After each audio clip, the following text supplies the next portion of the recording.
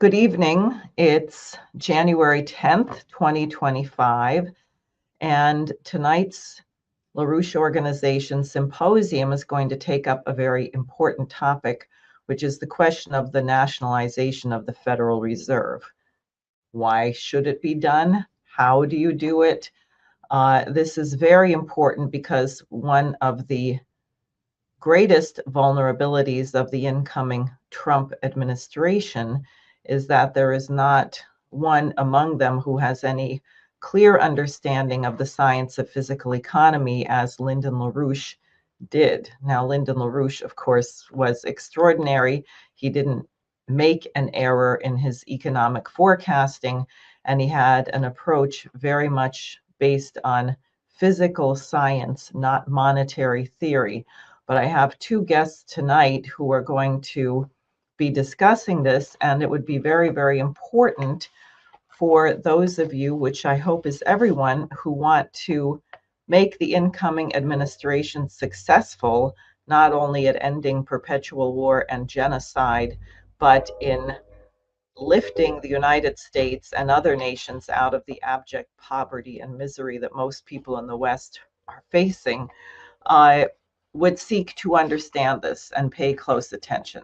So I'm going to just share with you something from one of LaRouche's program books. This was from his 2000 presidential campaign. It's called The Road to Recovery. It's a phenomenal book, I just have to say.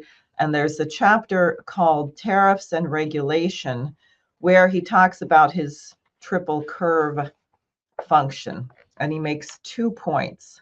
One, in its recent and present state, the globalized financial system's continued existence depends not on operating profits from already accelerating collapse in production of real wealth, but upon financial capital gains generated through increased leveraging of monetary flows into the financial system. These capital gains, even wishfully anticipated capital gains, as for the case of the lunatic skyrocketing of pieces of worthless internet stocks, are the principal source of financial profit in the system as a whole, and the basis for leveraging of the continued expansion of financial aggregates. In short, the financial system as a whole represents chiefly a financial bubble of the John Law type. Once the bubble ceases to bloat, it implodes. Pop goes the weasel. Point number two, the expansion of the monetary aggregates at rates needed to forestall collapse of the financial bubble requires a flow of payments into the monetary institutions, feeding the financial bubble's leveraged growth. Since the real economy as a whole is operating at a net loss on physical economic account, the increased rate of payments needed to sustain the monetary expansion is obtained only by cannibalistic methods. Think of the congestion pricing we now have in New York City, for example. Austerity methods against the real economy. This results, in turn, in an accelerating contraction of the real economy. So not only is our economy not based on anything physical or production, but the more that we try to fuel this bubble, we are actually cannibalizing those things that generate wealth, that generate prosperity. So we are going to go shortly to my first guest, Paul Gallagher, who is on the editorial board of Executive Intelligence Review magazine, and also, as I had mentioned, but I think it's very significant, is a former political prisoner and longtime associate of Lyndon LaRouche. So, Paul, welcome to the LaRouche Organization Symposium. And why don't Thank you very much. Go ahead. Well, I have an article in the magazine, this weekly magazine that comes out today, Executive Intelligence Review, on why the Congress and the new administration should nationalize the Federal Reserve. Fundamentally, the question is debt, generation of endless waves of new debt, eventually unpayable debt, as opposed to credit, the lending that banks do and that central banks should do, the lending of funds for specific productive projects, infrastructure projects, scientific breakthroughs, and others, projects which increase the productivity in general of the economy of the United States, and by participation, increase the productivity of many nations around the world. I could start by, and I do start the article by citing a quote that didn't get too much noticed, or at least not too much reported, from President-elect Trump in a press conference on December 16th, in which he said, "You know, the United States and China together could solve all of the problems of the world. Think about it." So if we think about that, we obviously come immediately to the necessity that the United States have a national lending bank that is a central bank of the nation whose function is to lend productively to agencies of the government which are engaged in major projects such as housing development for areas of housing shortages, for water management development, for railroad development, of which we in this country have no high-speed railroads at all, for power development, electric power development. We're very close to beginning to run below the levels of power reserve in a number of regions in this country, and similar major projects that agencies carry out. And that bank needs to help other banks, private banks, lend to construction, engineering, productive companies by participating in those loans, discounting them if you wish to use that term, but participating in those loans as well. We have a central bank which does none of those things. As a matter of policy, and in fact, when challenged, it will state the policy that it does not lend to agencies engaged in any kind of infrastructure development. It does not lend even to municipalities, states and cities in the United States. And in addition, it creates funds, it creates money for purposes of speculation by the largest and through the largest private banks in the economy. And that's what it does. The United States Central Bank is called the Federal Reserve Bank. There are only a few other central banks in the world which have the name Reserve Bank in them. You'll see a pattern. One of them is the Reserve Bank of India. Another is the Reserve Bank of Australia. Another is the Reserve Bank of New Zealand. A fourth is the South African Reserve Bank. And then there is the Federal Reserve Bank of the United States. The pattern is clearly one of former British colonies which have inherited a form of central bank which was used by the British Imperial, the British Empire in its colonies. What a reserve bank does, and again, if we look at what should the central bank of a nation, of a productive nation, a great economic nation, what should it do? Should it be buying directly the debt issued by the Treasury of that country? Certainly not. check that off as one thing the Federal Reserve does, in effect, all the time and in large volumes? Should it be targeting a rate of inflation by setting interest rates, something that the Federal Reserve began to fail to do? That is, its attempts to do that already were failing in the fatal 1970s, when a really strong and apparently unbeatable inflation broke out, which was only eventually ended at the end of the decade, 81, by a deep, deep recession brought on directly by the Federal Reserve. Should it play those kinds of games? Obviously, those are ineffective. Should it be trying to stimulate employment?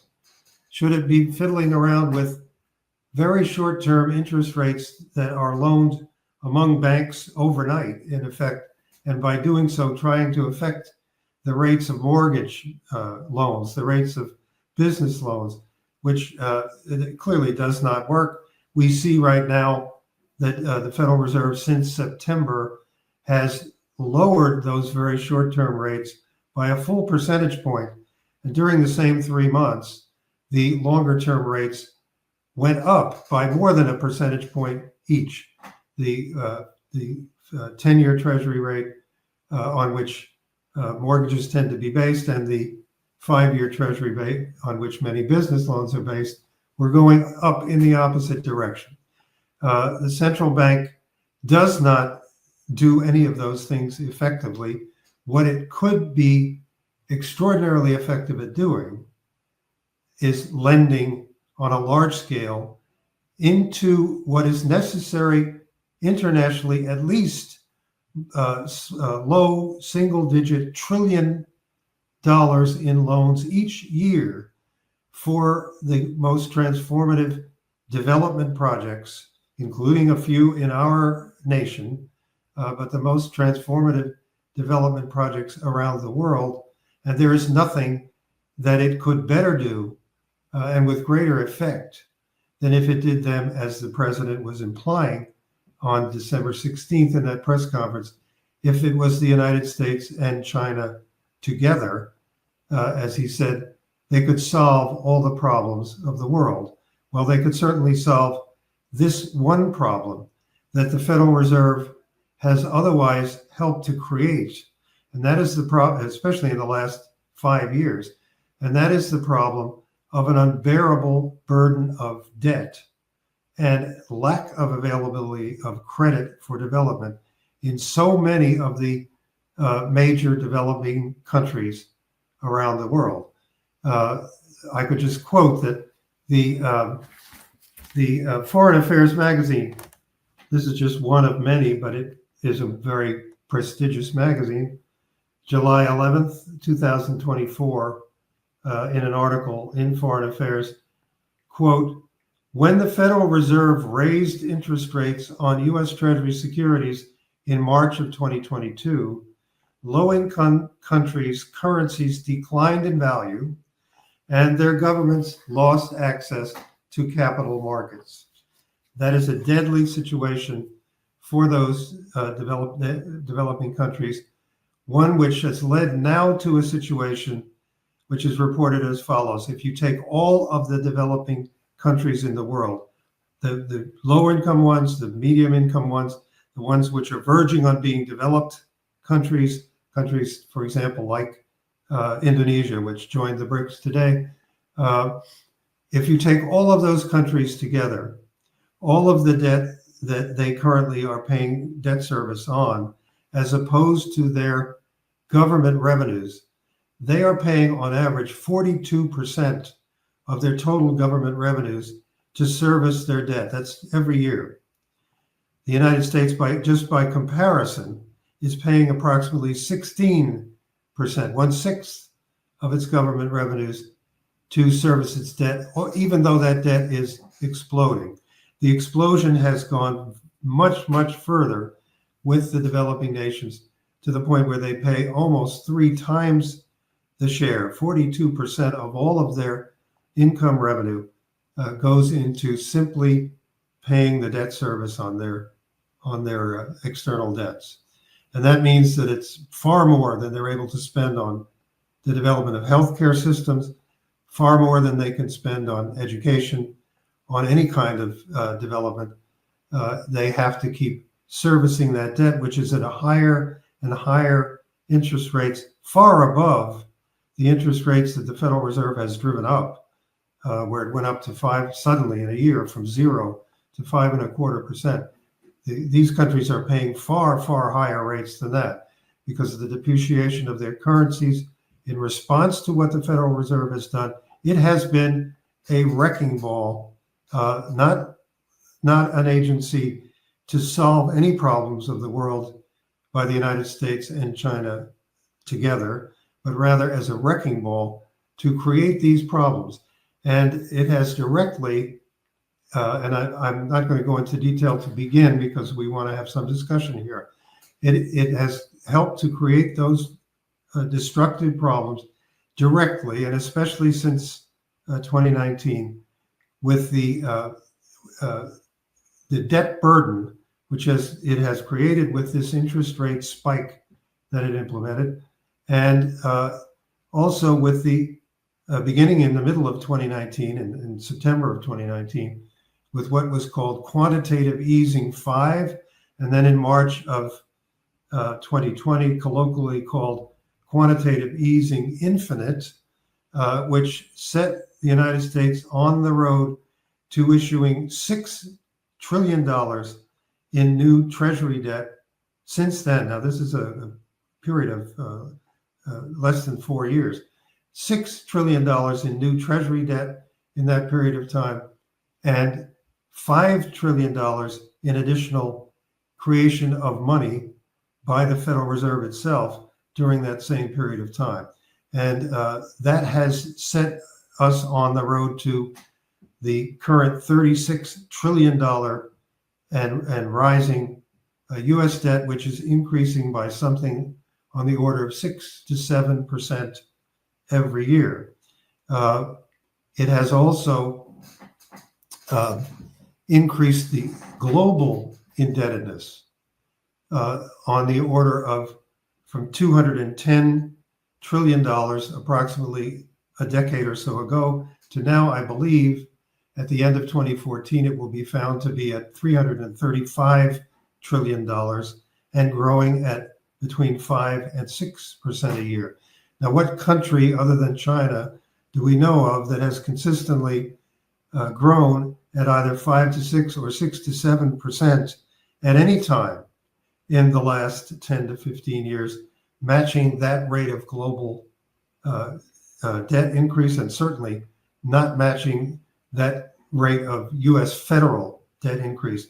Most certainly the United States has been unable to grow at more than 2 to 2.1% during that period of time, just about 1/3 of the rate at which the Federal Reserve's debt bubble was growing.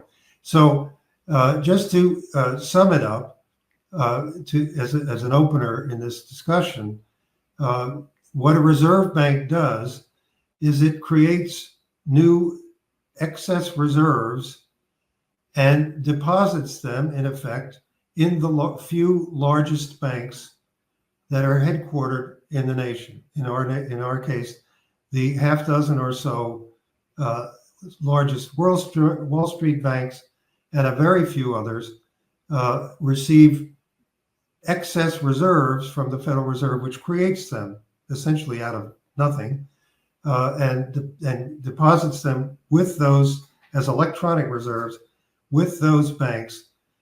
What is the basic idea of that? It's that those banks will then be in a position to provide enough liquidity in the middle of a crash, a financial crash, to provide enough liquidity to all the other banks and hedge funds and mutual funds and so forth in the banking system, in the financial system, in order to somehow ride the financial system through a crash. While the rest of the economy goes to hell, the bank somehow will continue to float on all of those excess reserves. That's what a reserve bank is created to do. A national bank, which is what we propose and detail in this article, a national bank its fundamental purpose is to lend productively to productive agencies organizing missions of new frontiers and new production, and to participate in lending of private banks to business which are constructing those same projects. That is a fundamental difference, and that's the one we want to bridge by nationalizing the Federal Reserve. Great. Thanks very much. All of this time it's called the Federal Reserve, and I had never thought about what the reserve idea of it was. The colonial reserve. Yeah, that's really something. So I'm going to bring up Richard Freeman, who also is a longtime associate of Lyndon LaRouche and is an author of many special reports and articles, also for Executive Intelligence Review. So, Rich, welcome this evening, and why don't you go ahead? Great. It's wonderful to be here. What I'd like to do is to basically emphasize three ideas. The United States has had two national banks. I'm going to show them at least on the screen, though we won't go into depth. It has had a legal tender called the Greenback under Abraham Lincoln, and it had a Reconstruction Finance Corporation under President Franklin D. Roosevelt. They all worked, and they all came from the same conception. Now, someone may say, well, why do they have different names, and were they exactly the same? They were not exactly the same in every particular, but they were exactly the same in the principle. And I would like to establish three principles. One is that what you do is credit goes from a national agency for productive purposes, agriculture, manufacturing, construction, transportation, energy generation, and for useful purposes, essential useful purposes, such as education, such as health. That's where the credit goes. You can handle other questions outside of that. Housing is one that you can put sort of in both areas. And that it has nothing to do with speculation, and that our purpose is to shut down that speculation. And what I'm going to further say, and I know Paul has the same, has written about this as well, is that we have to shut down the City of London and Wall Street. You cannot have two financial systems. As Abraham Lincoln said, you cannot have two houses, one slave and one free. And the slave will never let you have the free one. And that's through the Glass-Steagall. And the second feature I want to do is I'm going to talk about the credo, what the credo means, really. And the third is I'd just like to show a little bit of how the lending would actually occur with arrows and showing how this would work, not for the purposes of detail, but to give our viewers and our organizers a concrete sense of what we would do. So I'm going to do some of this quickly. We can come back to it.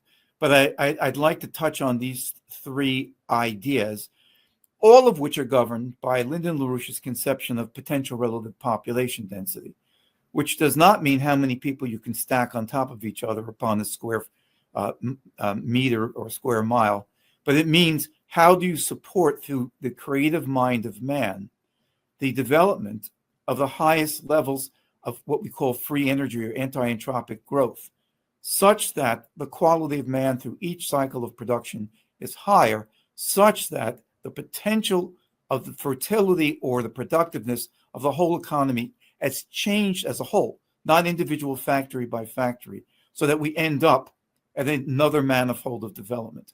This is possibly the most important conception that has been developed, in my limited view, in I would say in the last 500 years of thinking of people.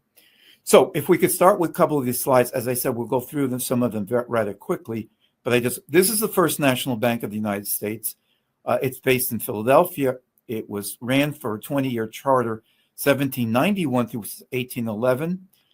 The next person who you will see, Alexander Hamilton, is the individual who, that's Lynn, okay, that's Hamilton. He created the conceptions of this. Paul may have more to say about this. I will only touch on 3 points. We were in an absolute anarchistic breakdown called the Articles of Confederation. And what Hamilton did is he said, we're going to create a bank, we're going to direct credit. The credit will be directed towards principally infrastructure and the discounting of loans that will be from commerce, but from productive side of things, as I previously said. It allowed the state debts to be turned into a national blessing by buying stock of the First National Bank. 20% of the First National Bank stock was owned by the government. The other 80% were owned by the population. Some of them were foreigners. People were afraid of that. But what happened is they had no voting stock whatsoever. So that's number one. And they had to buy bonds paying 6.5% to purchase stock, which meant they had to buy the U.S. government debt, but debt for the productive purposes of issuing of directed credit. This bank did fairly well. It created a whole debate within the administration, which I will not touch on right now. But I want to make one point. You cannot take the First National Bank of Hamilton, or it was called the Bank of the United States, but we've had a few banks of the United States, so it got recalled colloquially the First National Bank, as outside the creation of the country or the Constitution. Hamilton is the principal writer of the Constitution, not James Madison. He wrote most of the Federalist Papers. He wrote it so he could get the U.S. Constitution through New York State, where there was a real fight against the Tories, who way outnumbered the nationalists like Hamilton at the beginning, and he therefore produced the most profound ideas. He was the one who also was the adjutant to George Washington during the Revolutionary War. It was one process of nation building. You can't talk about it as simply what was this codicil in this clause? Doesn't work. It's an idea of principle to create a republic, the first that had ever existed on the face of the earth. Yes, we had Florence. Yes, we had Athens. These were city-states. They were flawed. This was the first time you had one for a whole nation. It was taking up one of the most profound ideas that could ever exist. And it was in that process that he understood you had to have a directed credit. That's all I'm going to say right now. There's much more that can be said. Next, please. This is Nicholas Biddle. He was not the only, but he was the longest serving and the best president of the Second National Bank. And I'm just going to leave it at that. Paul and I were discussing a book about him, which both of us, I certainly want to dig into more to get how the Second National Bank functioned. But this was from 1816 to 1836. Some people may remember that racist Indian killer named Andrew Jackson, who had a few features that he actually did decently, but not many, destroyed the bank in 1833 by removing government deposits from the bank as a operation under Van Buren, who was became president and who was the controller from Wall Street of those who wanted to destroy what they called the monster bank. It was anything but a monster bank. Next, please. Now, this is a person I just want to say something about because most people have never heard of him. There are a few people, such as Paul. Elbridge Spaulding. He wrote the Greenback Act, what's called the Legal Tender Act. What people don't know about him is that he was a thoroughgoing Lincoln Republican. He became the mayor of Buffalo. He's passed the Harbors Act to clear up the harbors of Buffalo to get shipping. He established a sewer system in Buffalo, one of the first in the nation. He built the Buffalo Gas Light Company, and he helped develop the upper part of New York State. He also was a person who went to the Republican convention. He helped form the leadership of the Republican convention, which the Republican Executive Congressional Committee, which promoted the election of Abraham Lincoln. He introduced the Legal Tender Act on he introduced it into the House on December 30th, 1861. The significance of that is 2 days before, the United States has been based on gold. The coins of gold were called specie. And we went off the specie system, or the major banks in New York went off the specie system as a way of basically trying to bankrupt the economy on the eve of a great war, with a question of not only slavery, but whether we would have a nation and whether it would long endure. So he introduces this proposal, and the first issuance of $150 million was done in the first Legal Tender Act. Now, what legal tender means is that you had a currency which was not backed by gold, and it was issued for payment to soldiers and for supplies in war. It could be spent for payment of any debt, and what it did is it allowed the circulation of money. There were 3 legal tender acts, all of $150 million each, for a total of $450 million. Before this, the United States had only $200 million in banknotes. After the 3 legal tender acts, it went up to $650 million. So the circulating supply of currency, which also functioned as a form of credit also, we could go into that, tripled. And it was not just used for the war, but the war paid people like people who built machine tools, people who built bridges, people who built roads, people who built the clothing, which was mass manufactured for the first time in the United States to produce uniforms for the Civil War for the Union soldiers. And what you started to see is that there were economic problems, but the economy boomed. And I will just say that as a result of Spaulding, Lincoln, and a few others, the United States had a growth, a shockwave growth from 1861 through 1893. It was possibly the second greatest growth in the United States. During that period, the steel production increased from about 400,000 to 11 million tons. The railroads went from 53,000 miles in that period I've specified to 193,000 miles. And Lincoln, of course, did this through the building of national railroads and so forth. But what was the importance of this? This was issued as an emergency action, but it was issued through the Congress. The Treasury had to be responsible for issuing this currency. It was issued as a loan, but it was done for productive purposes. And the United States boomed. Now, some people, like Solomon Chase and others, said, well, this was only an emergency action for war. I will just say, again, this is very summary. Henry Carey didn't think so. He was America's greatest economist of that century, of that 19th century. He fought because the idea was to burn them, and that's what happened. They were all retired, 450 million, to produce a very, very restrictive gold standard called specie resumption. And Carey fought till the dying days of his life to keep these circulating because he realized they were not just a war measure. They were a measure that would make the economy grow because of the directed Hamiltonian nature. You don't throw them up in the air. You point them to what you want to have built. Next, please. If that's Lincoln, I think most people will recognize him. Next, please. And that's the 5 continental railroads. I won't go through all of them. The one in the middle, where you see the Central Pacific and the Union Pacific being joined, was the first one, which meets some promontory point. It wasn't started until after Lincoln died, but he put it into motion.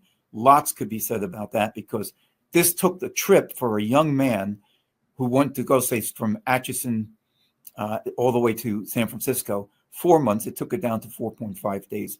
That built permanent productivity in the economy. There were many other things but just think of that as one transformation. Next, please. Just to make this. Now, this is the Reconstruction Finance Corporation. It's the actual first act.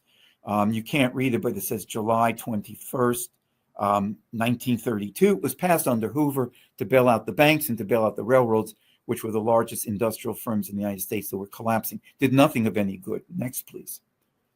So, one step back. So what happened, I will only say that under the Reconstruction Finance Corporation, Roosevelt turned it into the same thing as a national bank because he didn't have to go back to Congress to keep getting it renewed.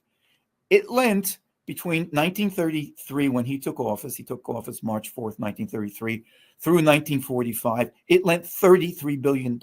It lent more than all the commercial banks of the United States combined. Some people have said it, 50 billion, including the person who was chairman. I tried to just get the most accurate figure I could. It could have been bigger. I don't know. But the point was, it built small roads. It built railroads, electrified railroads. It built all sorts of tubing. It built, before the war, it built $9.5 billion worth of goods. Some of it did go to bail out the banks, but most of it was for the productive purpose. During the war, the Reconstruction Finance Corporation set up the War Loan Corporation. I'm getting the name wrong. And that financed not all of it, but a good portion of the effort of the war to build machine tool plants, steel plants, and so forth. Productive credit, the same principle as Lincoln, the same principle as Hamilton. Okay, let's bring it up to today again. I'm going to identify just a few of the things that we think could be done. So next, please.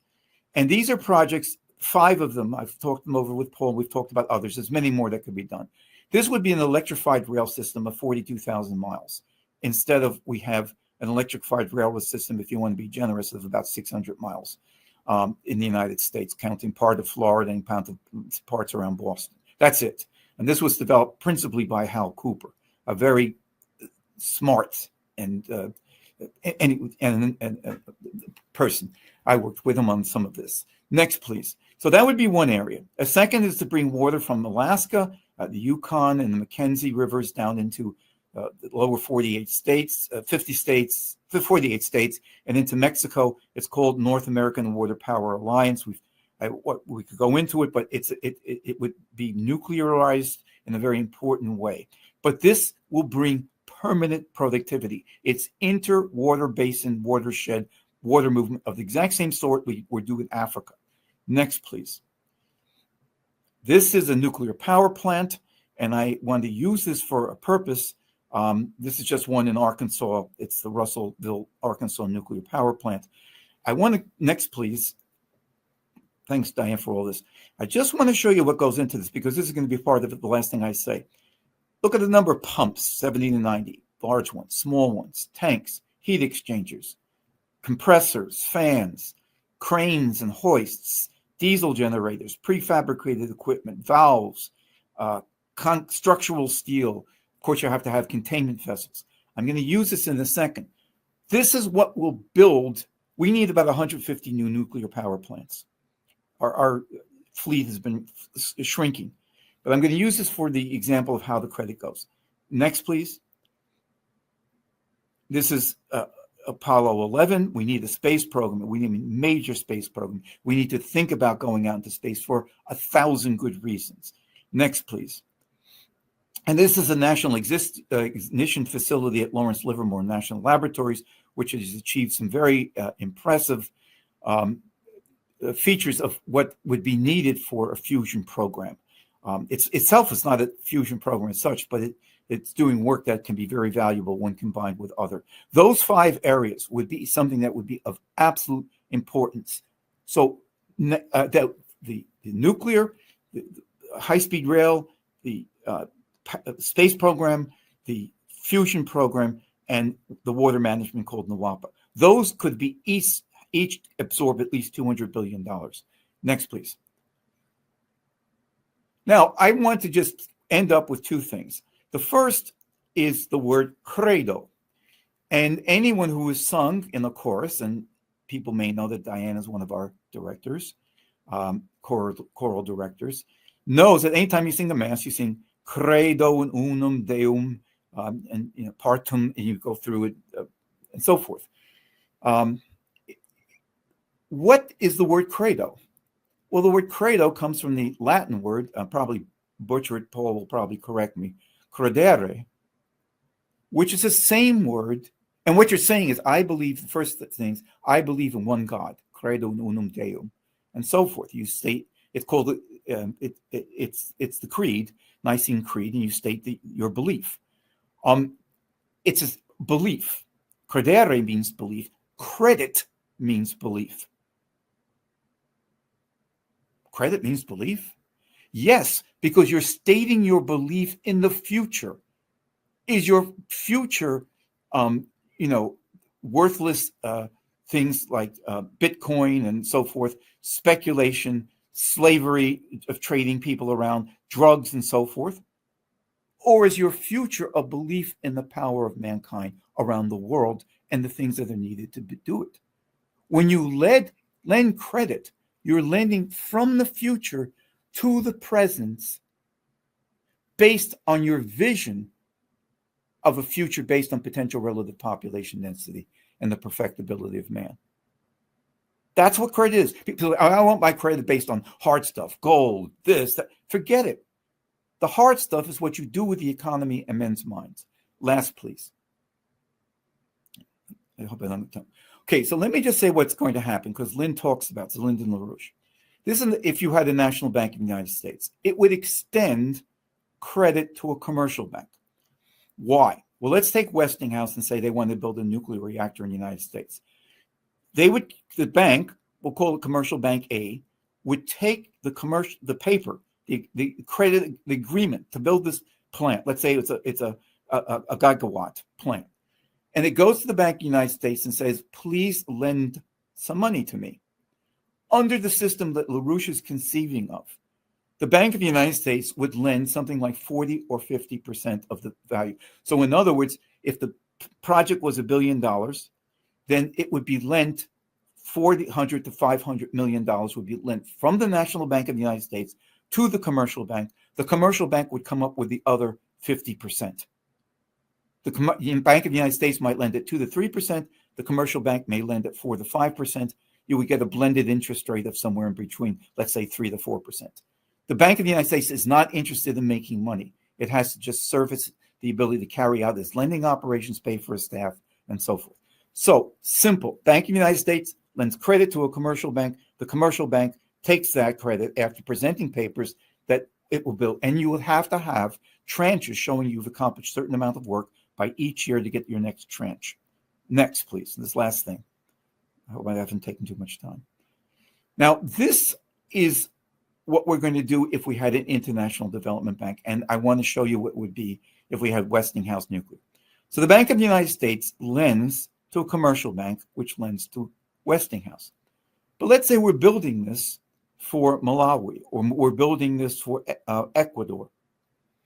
We would create an international development bank. And I would say the Bank of the United States should be capitalized at 3 to 4 trillion, giving the ability to lend usually a multiple of 2 to 3 times. So somewhere around on the upper level, 6 to 9 trillion.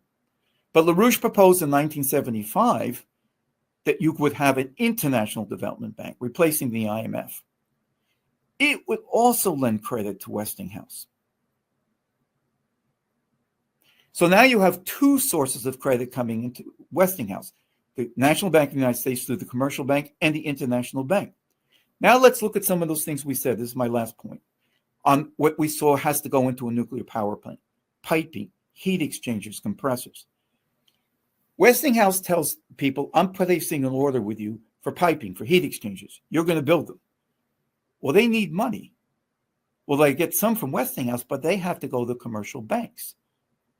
But what they can say to the commercial banks, why I want you to lend me some money to build structural steel, is because I have a guarantee from the Bank of the United States that it's going to fund Westinghouse. Oh, you've got that? And something from the International Development Bank. Oh, you've got that? We as a commercial bank will lend to you. So now you're getting the spreading effect of not just Westinghouse, but all the way. And the commercial banks will be loaded with what? With real assets, with real loans to productive sides of the economy through the National Bank of the United States and International Development Bank. We will write off through Glass-Steagall all the wasteful paper. And we will start rebuilding these banks. Their assets may be 1/10 to 1/5 of what they were, but they'll be real assets. So that's what I want to say. Thanks. Great. Well, thank you very much. I'm bringing us all up here. I thought now that you've said what you said about a national bank, if Paul could do a little bit of a recap about what it is that the Federal Reserve is actually doing, which it should not be doing, or what a national bank would not be doing? And this will give people, I think, a very good idea of what I mean by the activity of a reserve bank and why you want to get rid of it. If you look at compare all the deposits in the banking system of the United States to all the loans, the loan credit outstanding from the banking system of the United States. If you look at December of 1997, you see that the deposits and the loans were essentially identical, 3.1 trillion and 3.05 trillion. That's not surprising because when banks are operating normally, they create most of the deposits by making loans. If a bank makes a loan to me, what it does is it creates an account in my name in that bank and it puts bank funds in it and thereby creates deposits in my name. So they go together. If you go 10 years later, December of 2007, the identity is still there. The deposits, 6.65 trillion. The loans, 6.80 trillion, virtually the same. Comparing these in the entire banking system. Then all of a sudden, of course, in 2007, 2008, there was a crash. The Federal Reserve began what people colloquially called printing money. With quantitative easing, it began shoveling excess reserves in electronic form into the banks. What did the banks were able to do with those? They were able to create deposits. So all of a sudden, in December 2016, now we've taken another 9-year jump, the deposits were now nearly 12 trillion, and the loans outstanding from the banking system only 9 trillion. So suddenly a nearly 3 trillion gap has opened up. Then we take another jump, and it's not nearly as long, it's just 5 years to December 2021. And we find that the deposits in the banking system are 18 trillion. That is, they're 3 times what they were 14 years earlier. The loans are 10.73 trillion. So the deposits in that 14-year period have grown by $11 trillion. The loans only by $4 trillion. That's where excess reserves go. The biggest banks get them, only the biggest banks get them from the Federal Reserve.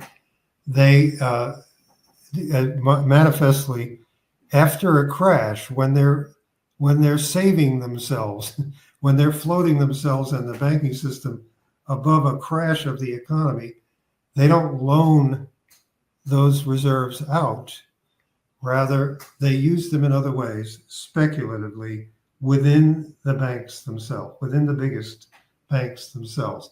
And that is where you get the direct connection between the function of the biggest reserve bank in the world, the Federal Reserve Bank, and the biggest banks in the world, at least outside China, the biggest speculating banks in the world, which are using the reserves that they get from the Fed in electronic form in order to conduct speculations of all kinds. And guess what? Set up the next crash at which the Federal Reserve will then have to multiply by 2 or 3 and give them 2 or 3 times as much in the form of excess reserves, which they will use for speculations beyond that. This is exactly what must end. And the first thing that is involved, and this is a metaphor essentially for what is the effect of the Federal Reserve and other of the largest central banks in the world, but they're definitely led by the Federal Reserve. No question about that. This is a microcosm here in the US banking system for what the Federal Reserve is doing to the debt versus the credit. If you think of these loans as being credit, and they're not all productive by any means, but they at least have a chance of being productive. If you think of the gap between credit and the tremendous volume of debt, unpayable debt, that has exploded since the crash of 2008, and especially since the crises that have hit the interbank system among the biggest banks since 2019. So what must be done to nationalizing the Federal Reserve is, first of all, Congress must act together with the president and write the Federal Reserve or the central bank a new charter.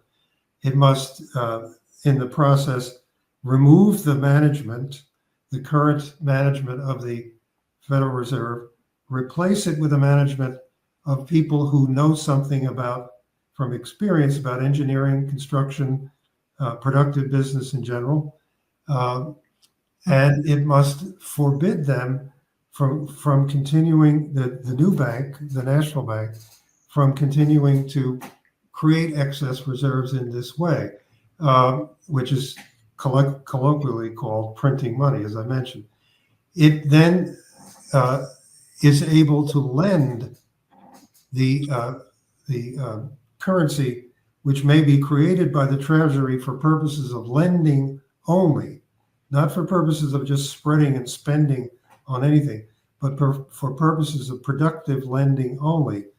The bank can then lend that and make a multiple of the amount of revenue coming into the Treasury from taxes, fees, and similar sources. It can make a multiple of some of that revenue in order to have a capital budget. Essentially, such a national bank will give the United States a separate capital budget for precisely the kind of projects that Rich Freeman was showing during his presentation in the central part of it. And that capital budget will be able to multiply the amount of actual year-to-year revenue put into it because of the future increases in productivity, which these projects will bring about. That bank will lend to productive agencies of governments and to productive manufacturing and engineering companies. It will dump and by charter will not be allowed to continue to maintain its own large assets in the form of mortgage-backed securities. It's still holding 2.25 trillion as of right now in mortgage-backed securities as assets. Despite the so-called quantitative easing, it hasn't reduced that quantity at all. So those are derivatives. That's your central bank holding as its a large chunk of its assets what are nothing but derivatives, and derivatives based on other derivatives. They certainly are not doing any good, these mortgage-backed securities. The housing market of the United States right now is effectively frozen. The prices are skyrocketing upward while no one is buying any homes. So what are they holding these 2.25 trillion in mortgage-backed securities for? They should be compelled by the charter to get rid of such derivatives and never hold them again. They also should be required by regulation to lower their current holdings of U.S. Treasuries, which are still 4.5 trillion after 2.5 years of supposed quantitative tightening, still 4.5 trillion. They're holding 3 times as much, the Fed is, 3 times as much in treasuries as the entire U.S. private banking system is. Well, it's the private commercial banks that are supposed to buy and hold a large amount of treasuries. They're not doing it. The Federal Reserve is doing it. These things have to be ended in order to create the channel of productive lending. There's a lot more on this in the article that I wrote that comes out in EIR, came out in EIR today, Friday. But I'll leave it at that. I think this chart makes it very, very clear what the difference is. Great. Rich, thoughts? Yeah, 2 thoughts. One is that I showed how the International Development Bank would work in the United States. I mean, you would get 2 sources of credit. You would get the source from the Federal Reserve, National Bank of the United States, and if it was an export, from the International Development Bank, which would those are the types of supports. That's what we mean by dirigism. You're not telling people what they have to produce, but you draw up a list through engineers and through people who are competent from examining what exists in your country, but examining what we've been looking at, and Helga Zepp-LaRouche has been looking at, and Lyndon LaRouche looked at in Earth's next 50 years. What do we need to develop?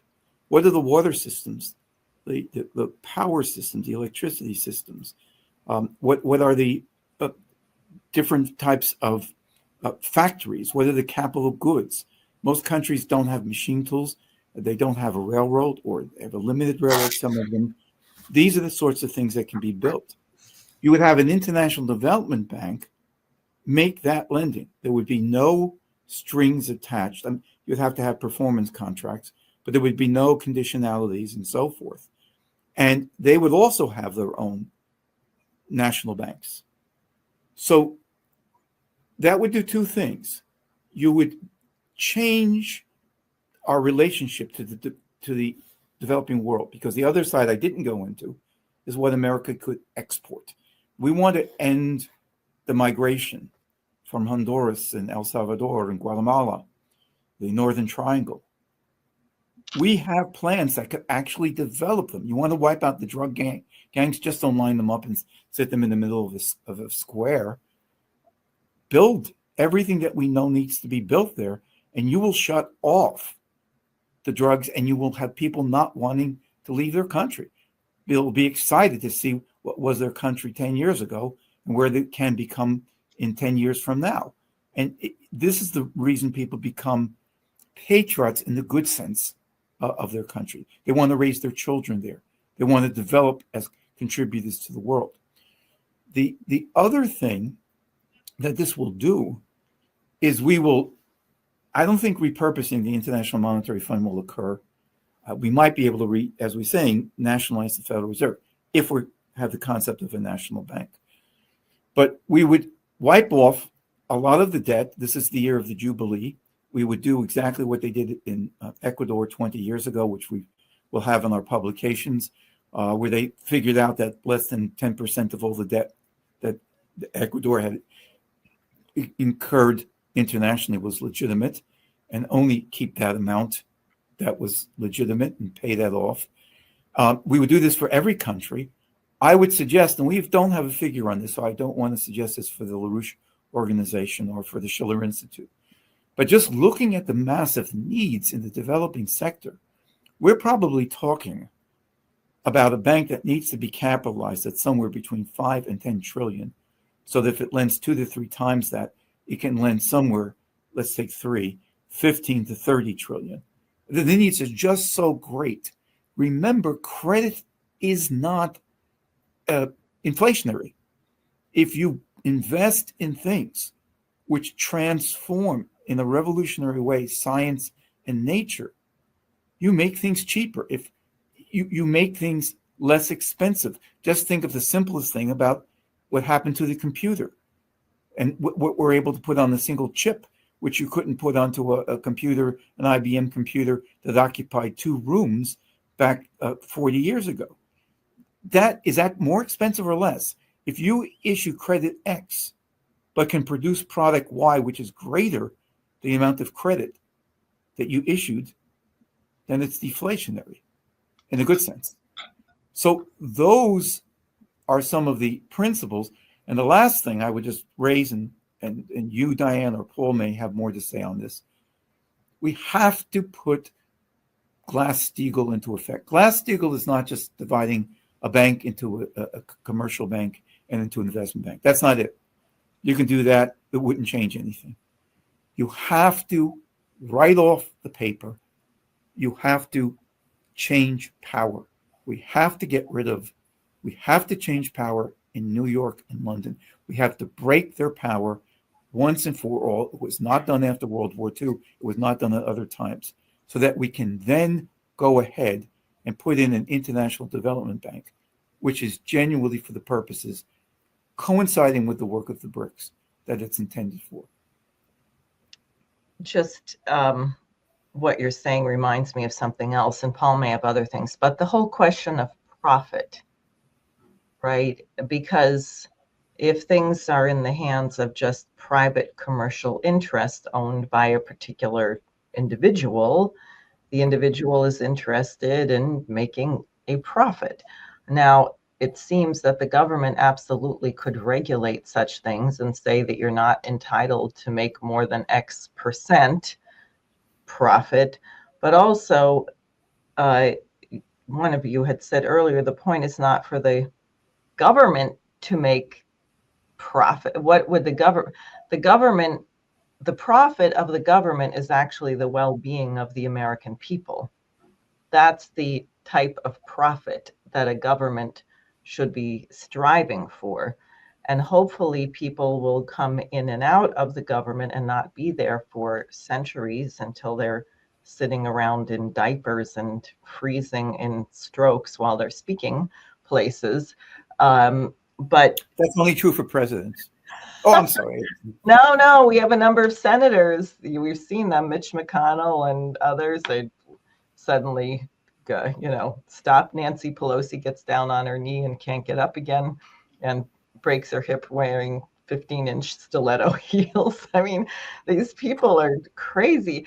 But, it seems like the whole thing is not right. It's all out of kilter. We're seeking after something which really shouldn't be in the interest if we were thinking about our immortality as opposed to some short-term game. But Paul, go ahead. Well, one way of answering that question of profit, to think of it in terms of benefit or the profit of a nation, I started out by quoting Trump rather speculatively, and I'm not sure how much he was putting his mind totally into it, but he said that the United States and China together can solve the problems of the world. Think about it, he said. So I've been thinking about it. Now,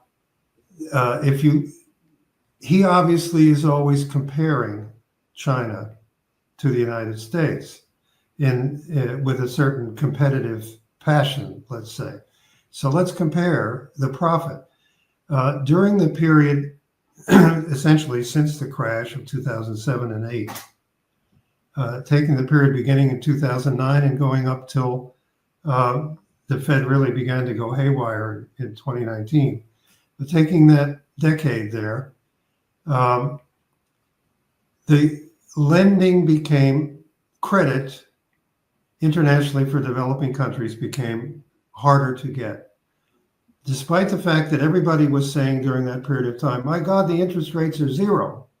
Why aren't we borrowing, trillions and trillions of dollars? Well, there were reasons why you didn't get to borrow trillions and trillions. And if you take I was actually hoping to get paid for borrowing. I like those negative interest rates. The World Bank loaned in total for development, $47 billion in 2009, $45 billion in 2019, a decade later, and loaned $475 billion total over that decade. China, one of its banks, the China Development Bank, loaned $230 billion over that period alone, half as much as the World Bank. China's 5 major policy banks together loaned 900 billion plus, 900 billion plus during that same period of time to developing countries through the Belt and Road Initiative and through the period up through the end of 2019. What did China get out of that for itself? An average rate of growth, economic growth during that period of 8.8% per year. The United States, by comparison, had nothing but the United States International, what is it called? The United States International Development Finance Corporation, with a capital of only $60 billion permitted. So nothing on this, remotely on this scale, while China was outlending the World Bank. year after year.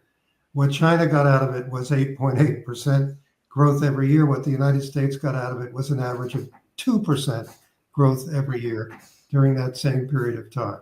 So who profited by all that lending, or which nation gained the profit in the form of the development of its capital goods and the development of its scientific capabilities and its technologies, and just the raw income of its exports and the amount of money that it had to invest domestically then in producing what's now nearly 50,000 kilometers of high-speed, nearly 50,000 miles of high-speed rail. Kilometers is right. Kilometers. 46,000 kilometers of high-speed rail domestically at the same time. That's what China got in that period when, from the perspective of someone as competitive as the president-elect, there was a competition going on to see who would benefit the most from benefiting others, who would profit the most from giving benefit to other countries. And clearly, China won that competition by giving benefit to other countries in the form of that $900 billion in lending just in that decade. So if we do it together, as he made that one suggestion, we may not be able to solve all of the problems of the world, but we can certainly solve the problem of the lack of credit for development and production worldwide, which is currently sitting on the developing countries like an immense and incredibly heavy burden, and is unpayable. So let's do that, Glass-Steagall. It's necessary to nationalize. If you're going to nationalize the Federal Reserve, that's going to be necessary. Otherwise, all those banks will simply go under, those Wall Street banks. Richard, I was just saying, see you're smiling, so. yeah, well, who profits and not and loses the world? I think the question is, I'm for profit. I think the entrepreneur system is a very good system. It really does work. We had it. The shops, they're anywhere from businesses from 10 to 50 to 100 to 300, where the family works. It takes pride in what it does. It's its reputation. The children who take over the firm are not thinking of, they're thinking of that it has to be as good as possible, and they want to make as much as scientific advance as they can as possible. That really is, that's not free enterprise. It has zero to do with free enterprise. It is, however, a very good system. The thing about it is you measure your profit ultimately by the well-being of the population, has to be, by doing good. But it's also, what have you transformed physically so that you can say, I have built something that's very good. I have made some money from that. That's a real profit. The largest part of GDP, it's between 21 and 22%, is what's called FIRE, finance, insurance, and real estate. So 1/5 of everything that goes on in the country is that. Okay, when you take your profit, and Lyndon LaRouche called this a social profit, and you take and you maintain all the things that you have to, and the part of the population that doesn't produce, but you want to maintain, like teachers, doctors, firemen, and a whole range of things. But you have a social surplus of free energy. And if you invest that part of the profit intelligently, you will get a higher rate of free energy the next sector, and you will have even more to then invest to get even a higher rate of free energy. And it will keep growing even as you increase living standards. People consume more, of better quality, of higher cultural value. Machine tools are better. They're more intense, and yet you'll be producing greater and greater levels of profit. That correlates with anti-entropy. That's good. And I think it's how you develop that outlook.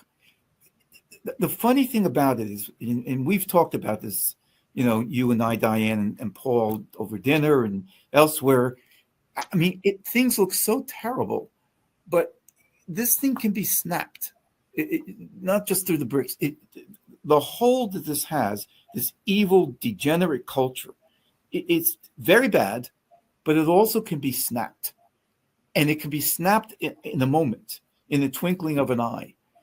And that's when you can do that and slice through everything, because things are not functioning, as Paul's showing, and on a fundamental level. I mean, things are just breaking down all over the place. We have rates of decline. It's at that point when people see, which they don't like to look at, because they'd rather tune into the football game or other stupid stuff. But when they see that their family's life is dissolving in front of them, and there's a breakdown like 2007 through 2009, and there's nothing being done by the authorities, in a twinkling of an eye, we can turn this around and introduce the most profound ideas. It's not Pollyannish. And that's where if we do good for the developing sector, if we really want to turn the lives of those people in Honduras, Guatemala, and El Salvador, we will get rid of the drug trade. That won't be the first reason we do it, but it'll, of course, be the reason that will come out of it. And if people can think like that, they can actually think in terms of economics, real economics, not supply, demand, or stuff for first graders. Right. Well, people value the wrong things. And I'm just thinking now of the beginning of this chapter. Lynn has a whole discussion, I don't know if I can find it right away, on consumerism, because this is kind of a crazy idea. What do people delight in? There's obsessions with having things or fantasizing about having things, wandering around shopping malls or surfing on the web on Amazon or eBay, right? Not thinking about what you can produce or discover. And he says this, the consumerist is comparable to the case of the drug addict who was hauled into the hospital just yesterday, dead on arrival. The consumerist's lustful adoration of his own petty cupidity impels him to return again and again, more and more, to his self-destructive habit. That consumer should remind us of the way in which, according to British sources, the Malay farmer was accustomed to catching monkeys with a devilishly simple device called the Malay monkey trap. The trap was a jar with a narrow neck. The jar was fastened to a post or a tree and a nut placed within the jar. The nut selected was just small enough to fit, but only barely through the neck of the jar. The greedy monkey finds the nut, reaches his paw through the neck to clutch the desired nut within. Since he refuses to relinquish his grip on the nut, he cannot remove his paw from the jar. He refuses to relinquish the grip on that nut. The farmer's family ate the monkey that night. The monkey should have turned the jar upside down. That's what we're proposing to do with the Federal Reserve, turn it upside down. Exactly. Go ahead. That's great. Well, that's all there is on that. Well, that's drawn my dog into the room here, this thing about monkeys and nuts. But I should just point out that on this question of lending and whether it may be very difficult to do this, Richard did research, I think uniquely, that went into a special report back in 2003, 23 years ago, that showed that during the period in which he was describing the Reconstruction Finance Corporation, although that did not become the central bank of the United States, it loaned a great deal more, it put out a great deal more credit than the Federal Reserve did. Year after year, he may still have the figures at the top of his head, I don't know. But in effect, that Reconstruction Finance Corporation did become the central bank of the United States in a real sense of the way that a national bank must work. We do not live in a universe in which central banks like the Federal Reserve are the only kind that you can have, or the only kind that are big enough to be the central bank of the United States. The RFC did that, and it did that by lending in every productive direction, taking chances in many cases, informed chances, but nonetheless taking chances on capital investments in either companies or even private banks, which were struggling, and taking long-term chances with patient capital into those institutions and in those companies. And what it did in bringing us out of the Depression and helping to win World War II, I don't have to go through here, but it did show that a bank of this kind, a lender of this kind, if pursued, will become the dominant central financial institution of the nation. Right. I think it's Yeah, I'm about. still trying to get that republished into EIR. I'll just put in a little editorial. Okay. I think it would be appropriate. All right, thanks. Well, my favorite image out of this program is the monkey and the jar getting turned upside down, dumping out that nut. Save the monkeys.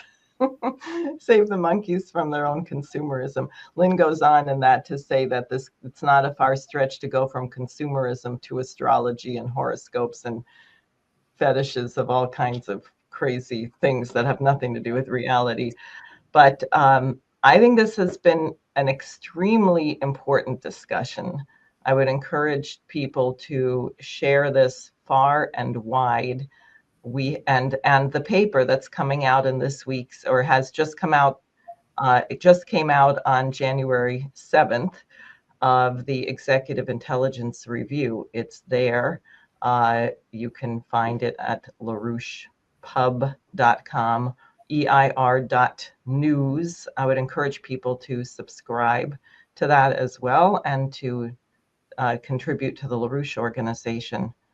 So thank you both. Diane, just to correct that for a minute, if in case anyone's writing it down, it's a little confusing because of when we're taping this and when it's going to be on. But the date is of the issue is actually January 10th. It is. Okay. That's Friday. The appearance of the issue will be January 9th. That's Thursday. Yesterday. Right. Yes, yesterday, if we were really on Friday, yes. Yes, okay. Let's not monkey around with these things. Yeah, the monkey just got lost. Right. All right. Very good. So